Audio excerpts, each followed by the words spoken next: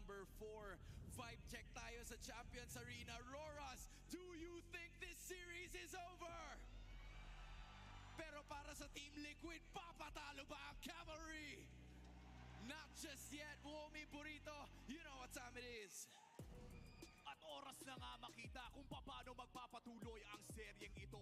Aurora ngayon ang nakakalabang with a match point. Isang panalo na lang ang kailangan nila at dedepensa ang Team Liquid Philippines sa labang ito. Akala natin ang Team Liquid Philippines ang merong curveball, meron din palang itinatago na ibang klaseng mahika. Dito ang Aurora Gaming. Napanggit kanina ni Wolf kung gaano magiging mahirap ang kalagayan dito ni Doming Kite. Pero alam mong tiwala sila sa isa't isa. Nag-apiran pa nga after i-pick itong action na to. Talagang nakikita natin noon na yung mga preparadong estratehiya para sa Aurora Gaming ay mukhang ilalabas na nila.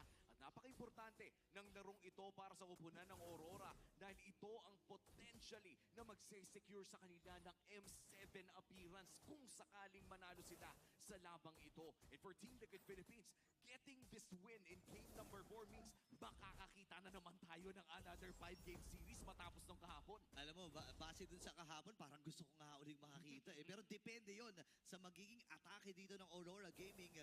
Again, nakuha nila in a dominating fashion yung game number 3 na kung saan ay nauga talaga at naalog dito ang CLPH. Pero maganda naman, para tayong bumabalik sa, parang 2 years ago kasi bakbakan na naman ng backshot Fred rin eh. Oo nga, backshot Fred rin na naman. Tapos si Iksha nagbabalik din. At higit sa lahat, no, yung Eve ni Yue ay nagbabalik. Our MVP in game number 3. Napakaganda ng kanyang naging performance. I think that was a perfect game para kay Yue. At dala-dala pa rin ang init ng kanyang Eve mula game number 3. Bubuhatin niya yan sa game number 4. Pinakaunang pagong natin ay malapit nang lumabas para sa game number 4 na ito. At hindi pa tayo nakakita ng mga malupitang suntukan at palitan dito, pare. Well, expected naman niya kasi utility ang atake at bentahin na itong Team Liquid at ang Aurora. Pero kailangan nilang isipin, merong JP na pwedeng magligtas sa mga miyembro dito ng TL. Gugulo si Carl, napaflicker na rin si Yue. Tinamaan si Demon Kite, pero dito yung final slash. Mirror manipulation, napakaganda ng pwesto dito ni Yue. Tras muna si Carlito. Pero nag-3-hand, 50-50 ata magiging laban. 4v4, pasok na si Sanford. At si Edward ay hinahabol. Ito si Sanford. Nakakuha na ng kill. Si Sandy nakabawi din naman. Demon Kite with the turtle. AOG din naman. Ito si Carlito. Same with the Operations Rat. Demon Kite with a kill. Grabe, at mukhang si Oheb ay kailangan din mag-ingat dahil available pa yung ultimate dito ng Iksha. Kinailangan niyang mag-ulti para lamang makakuha ng bahagyang gold. And look at the lane dominance coming in for this Iksha pickup. Ang tanong ay kukunin na ba with that full barrage? Kung hindi pa niya, susubukang lumaban pa. Aurora Gaming ang nakakalamang matapos ang turtle fight na iyon. Demon Kite securing not just the turtle, nakakuha pa siya ng kill. Yun nga tsaka si Carlito pa ang nabigyan. Ngayon naman ay sa may bandang itaas na bahagi. Si Edward at si Sanford ay naghaharapan na naman. Ito na yung mga world class natin na mga XP laners na nagbigay ng napakalaking kontribusyon ng mga nakaraang games nila. Game 1, si Edward ang nagpamalas. Game 2, si Sanford. Game number 3, bumawi muli si Edward. Ang challenge dito kay Sanford, mabapawian niya ba itong si Edward? At napaka-importante ng larong ito, no? Kanina pa natin pinag-uusapan kung ano nga ba nakasalalay sa game number 4 na ito. It's either game 5 kung saan back to best of 1 tayo o road to M7 na para dito sa side ng Aurora Gaming. And so far, no, may bago tayong nakikita na inaabangan pa natin kung paano nga ba irarun ng Aurora. At kailan natin hindi nakikita itong Iksha. Alam natin na nagbabalik ang mga fighter gold lanes at dumadami na nga sila. Pero who would have thought na magbabalik din ang isang Iksha? Oo, parang nagdadalawang isip pa nga si Domi kanina. Nakikita natin na naka-over yung mga heroes na gusto niyang gamitin. Pero ang Aurora Gaming, desidido pa rin talaga dito sa may bottom. JP at Hoheb ay nagkakapit bisig lamang dito sa may damuhan. Ayaw magpakita ni Line. Andun yung sipat mula kay Hoheb. Ang update, ang damage mula kay Domin. Oo, napaka-update talaga ng isang Iksha in the laning phase. Pero mukhang nag-aabang si Light nang papasok doon sa may bandang push. Makita siya ni JP at mukhang magre-reset muna para sa pangalawang pagong ng larong ito. Aurora na naman ang mauunang pumwesto around the second turtle. Napakaganda ng pwesto ni Light, no? Yung control nila around this objective. And of course, the presence of the full barrage ay kailangan talagang respetuhin ng Team Liquid Philippines. Oo, tinitingnan nila si Light nandun sa may balbas na bush. JP and Light ay nagkakitaan. Nag-ahihilaw lamang. Sanford nag-aabot ng pagkakataon. Berserker and Final Slash ang available. Pero tatama din yung Dark Wave. Talon dito si Edward. Silver Eagle mula dito kay Daddy JP. Habang sumibat na rin si Oheb. Si San pwede namatay. Ngayon si Cortez yata magiging next. Kailangan niyang tumakbo at tumatras. Full barrage! Full barrage! And AOG! Light ito ay nakakuha ng kill. Nakatalo Pinasa sa pa akin. rin. Kailangan na matrasin ni Sanji. Bibit-bitin. Itong si Edward. Pero kailangan na mag-alisa ng tatlong natitirang miyembro mula sa TL. Walang nakuhang kill ang side ng Team Liquid Philippines doon at kung meron man ay napakatagal ng laban na iyon at yung pagong ay mukhang makukuha pa nga ng Aurora Gaming pero nandiyan pa rin naman ang Team Liquid Philippines, may maliit pang tsansa na makaabot sila pero isasara, isisilya na ito ng Aurora. That's the second turtle na masesecure nila plus that mid lane turret.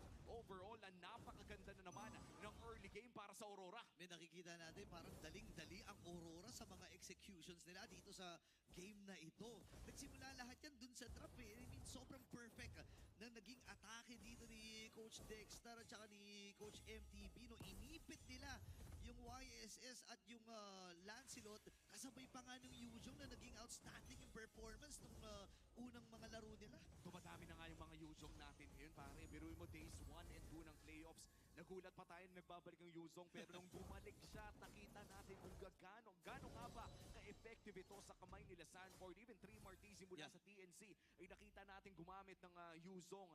Nagsimula na nga malagay ulit sa banning. And so far no for Aurora Gaming, inipit na nga si Edward in terms of the draft as well. Naban yung Alice, Lapu. naban yung Lapu, naban din yung CC na to be fair, ay isang flex pick. Napakaganda pa rin ng laruan dito ng Aurora Gaming. We are entering the 6-minute 30 mark at hindi pa naman ganun kalaki yung gold dito. Kaya pa rin pumalag ng Team Liquid Philippines pero hindi nila kayang lumaban sa ilalim ng real world manipulation. Mahirap talaga yan. Tapos kailangan mo gumamit ng mga spells or mga ultimates para lang maabot itong si Yue. And si Sanji din kasi hindi rin siya masyadong panatag doon sa kanyang posisyon na masasabi natin na counter ito sa isang Fredrin or sa mga utility type na comp. Pero kasi may nag-aabang sa kanya na Dark Wave, nandun yung pokes mula kay Yue. Hindi naman hawak na hawak nila yung posisyon dito sa may top lane at malaya itong makukuha ni Doming. At yan na nga, no, nagbabalik na. Huling beses na nakita natin ang isang Ixia ay nung season 14 pa. Wow. Si Kozen pa ang gumamit nito mula sa TNC. Ibang-ibang itsura ng TNC during that time. Yeah. At ngayon, after 1 year, ay magbabalik ang Ixia in the professional scene in season 16. Kapag kung ito ay sisimula na nga ng Aurora Gaming, nandyan si JP para mag-provide ng vision at si Carly nasa gilid lang ha. Pwedeng mag-contest ng TL. Pwede talaga. And ganda ng zone na ginagawa dito ni Edward. Ngayon, maipit si Carl kasi walang pagkakataon itong si Carl na lumapit doon sa turtle na iyon. Unlike nung kanina na nakahayabusa siya, hindi na niya magagawa yun kasi kailangan niyang daanan yung mga barikada ng Aurora. Kasang masakit pa doon kung sakaling subukan niyang gumulong papasok wala nang Wala panggulong oo. pantakas. And kung hindi mo makukuha ang retry doon ay napakalaki ng risk. Pero mukhang reply ng Team Liquid Philippines sa ginagawa ng Aurora ay ibato na lang si Oheb doon sa baba para mag-split push at agad namang ihahatid ni Daddy JP via that guiding wind. Pero so far no, lumalaki pa rin ang lamang ng Aurora Gaming. Halos 4,000 na ang kanilang hawak at diretso lamang kanilang pagpupush in the top lane. Okay, sa may baba naman na bahagi, nahabol si Oheb. Ang hirap na rin kalaban ni Edward dito. Hindi na rin madunaw. Meron na silang ideya. Nandun si Light Oheb. sa may bagong bush. Oheb! Natamaan nata si Oheb. Ngayon si Demon Kite, medyo late ata ang kanyang pagsilip. Sanji, meron na siyang piercer. Pero pwedeng piliin ni Carl na salubungin. Kaya lang 4 kasi yan. So atras muna siya dito. May pinaplano atang Sansa na. At saka tingnan mo, no, crucial item pick up here para kay Doming. Kahit nakuha na niya ang kanyang si Halberd. At mas lalo nang maiilang tumingfight ngayon ng Team Liquid Philippines. Especially, no, kung well-placed ang real-world manipulation and full barrage. So far for Team Liquid Philippines, sa tingin kong sitwasyon dito ay alam nilang hindi sila pwedeng tumim-fight ng matagal against Aurora Gaming dahil napakaganda ng team fighting abilities na meron ng Aurora pero lamang naman ang Team Liquid Philippines in terms of split push. Oo, yun yung nakakatakot dito, no? And yun yung pine-prevent dito ng Aurora na mangyari. Kaya nga naman inaabuso na nila yung early game na damage na meron sila dito and yung aggression ng mga heroes na meron sila ay talagang itinutuon nila ang atensyon dito kay Oheb sa may bottom. Kaya nga si JP nakaantabay na parang body-body system na sila dito. Pinoprotektahan na ni Daddy JP. And yung tatlong miyembro ng CLPH, hinahayaan na lang muna nilang gumalaw. Kasi kasi wala rin naman silang magagawa kung ipipilit nila at i-force yung mga teammates eh. Tsaka pagka punyersa ng Team Liquid Philippines, baka mas bumilis pa Yeah. yung items na hinahanap ng Aurora. Considering na at this point, sabihin natin nga nasa mga 4 o 5,000 pa lang naman yung lamang. Malakas na to eh. Ito yung tipo na, especially kapag maganda yung real world manipulation tsaka full barrage, ramdam mo talaga na lamang sila. Kaya mas okay na idaan na lang sa macro, and that is the answer na pinapakita ng Team Liquid Philippines sa ngayon. Nagpadala ng back siya sa taas at may Moskov naman sa baba. But for the side of Aurora Gaming, pwede na lang nilang i-brute force ang Lord na ito. Yun o, ginagawa naman nila kalahati itong si Light. Habang yung Lord na yun ay 8k na lang yung buhay. Nasa lubong si Carl TZ, naton siya dun. And Edward nagaman na pagkakataong AOG ay nagamit din. Natama yung SOD.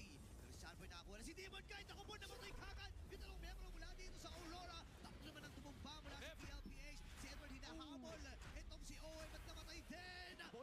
Maniac para kay Domengkite. At sa pagbalik ni Iksha sa ating liga at sa kamay ni Domengkite ay nakakuha siya ng 4 na crucial na kills at tuloy-tuloy lang kanilang pagpupush doon sa may bandang itaas. Ang Lord ay nagmamarcha din pero mukhang puputok pa naman ang Holy Shields, buying enough time para sa Team Liquid Philippines para mabuhay at tumepensa. Ano, buhay na rin naman. Actually, aabot naman yung 5 miyembro nila dito. Kaya lang ang magiging problema lamang, may Lord sa itaas. Ang ganda ng control na ginawa doon ng Aurora. Hindi man sumabay yung middle, pero parang kaya kasi malayo pa yung 2 miyembro mula sa Aurora Gaming. Kaya bibigyan nata si Dominito, AOG nagamit.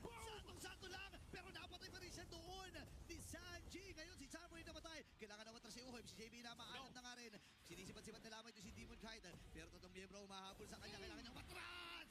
Pero wala na siyang kaatrasan pa. Yung Lord ay nasa itaas pa rin. 2 na lang ang natitira para sa TL. 15 seconds pa naman para kay Sanford at JP. Pero mukhang tuloy ang pagpupush para dito sa Aurora. Isang inhibitor turret na ang babagsak. At mid-lane naman ata sunod nila Putirya. Real-world manipulation na naipato na. Guard DC, dedepensa pa ba? Okay, kailangan niyang hawakan na ngayon. Iaatras na muna ng Team Liquid. Ang Aurora itong larong ito. Dahil nga pabuhay na rin naman yung mga miyembro din ng TL. Pero sabi ni Sanford, sige, laban na natin. Si Light na lang ang hinahabol nila. Alam nila na wala itong AOG. Gugulong-gulong si Carl. Mabuti na lang ay merong wave ng minions para mailigtas itong si Light sa kapahamakan. At makakahiga pa nga ang Team Liquid Philippines pero kamunti ka nang makahanap ng anggulo. Ang Aurora Gaming, ilalatag lang natin ulit ang nakasalalay para sa Aurora dito ay M7 appearance. Matagal-tagal nang inaasam ng Aurora na magpakita muli sa international scene. Tapos, ang season after season na pambabash sa kanila na sinasabi na worst international representative ay narito sila muli naghahanap ng tsansa na ipaglaban ang kanilang bandera in the international scene. Isipin mo ilang hakbang na lang natatanaw na nila, nakikita na nila, lagda na lang yung kailangan para doon sa kanilang mga tickets patungo dito sa M7. Pero ang Team Liquid Philippines, ang pinangahawakan naman nila dito ay yung Golden Road na kanilang na matagal nang hinahanap ng Pilipinas. Marami nang sumubok na teams, marami nang nagtry na kupunan mula dito sa Pilipinas. Even sa yung ibang mga bansa ay nagtry na rin, pero wala pa rin nakakagawa nito. And ang Team Liquid Philippines ay nasa matinding sitwasyon na kung saan ang Team Aurora ay sinisilip na sila. Wala silang magawa dito, kundi antayin na lang yung mga plano ng Aurora na mangyari. At yun talaga ang plano. And if you're Team Liquid Philippines, kailangan mo mag-antay na magkamali ang Aurora Gaming o magkaroon ng isang miyembrong Aurora na mawala sa pwesto. You have the displacement, you have the disengage. Meron kang final slash, meron kang guiding wind, pero hindi ka pwedeng lumaban ng isang patas na 5v5. Isang retry steal mula kay Carl TZ. Yan ang hanap ng Team Liquid Philippines at makakalapit pa rin siya. Here comes the play coming in from TL. Nakadikit na si Carl TZ dito. Pwedeng i-reset ni Demon Kite. Lamang sila pagdating sa wave. And pwede nilang samantalhin ito. Pero sabi ni Ohom, sige, kunin ko na ba? Light dito, nagtutod. Doon yung final shot. Tinamaan si Edward. Pero siguro yung ginagamit na rin dito yung JP. Rainbow manipulation and AOG. Ata sila! Naibit nila! Demon Kite nagwagi sa Lord. At yung mga full barrage. Tommy Kite pre-hit lang talaga. Natumpa na rin itong si Sanford. Kailangan na mag-alisan. Gugulo-gulo na yung goat. Tatlong natitira para sa TLPH. At nag-spawn na rin kagad yung Lord. Kumakatok na sa mga puso. Tumadagungtong para sa Aurora. Ang M7 para sa kanila. Ang Grand Finals ay nariyan na. Pero dedepensa pa ang Team Liquid. Tatlong natitira sa kanila. Masakit na yung pokes dito. And yung full barrage.